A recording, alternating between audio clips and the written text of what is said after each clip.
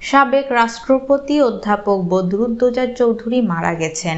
ফুসফুসের সংক্রমণ নিয়ে উত্তরার বাংলাদেশ মহিলা মেডিকেল কলেজ হাসপাতালে ভর্তি ছিলেন তিনি। শনিবার 5 অক্টোবর মধ্যরাতে চিকিৎসাধীন অবস্থায় মৃত্যুবরণ করেন তিনি। তার ছেলে মাহি বীর চৌধুরী বিষয়টি নিশ্চিত করেছেন। রাতে বীর চৌধুরীর পরিবারে ঘনিষ্ঠ একজন জানান, মৃত্যুর সময় হাসপাতালে বিছানার পাশে স্ত্রী, মেয়ে ও একমাত্র ছেলে মাহি বীর চৌধুরী সহ সবাই পাশে ছিলেন।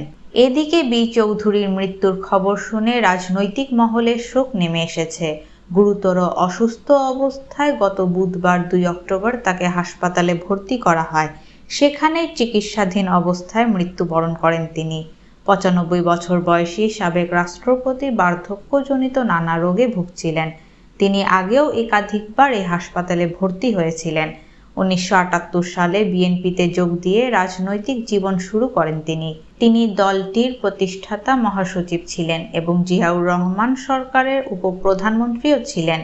প্রয়াত রাষ্ট্রপতি জিয়াউর রহমানের অনুরোধে 1978 সালে রাজনীতি শুরু করেন তিনি মুন্সিগঞ্জের শ্রীনগর থেকে 1979 সালে প্রথম সংসদ সদস্য নির্বাচিত হন এবং ক্যাবিনেট মন্ত্রীর দায়িত্ব পালন করেন।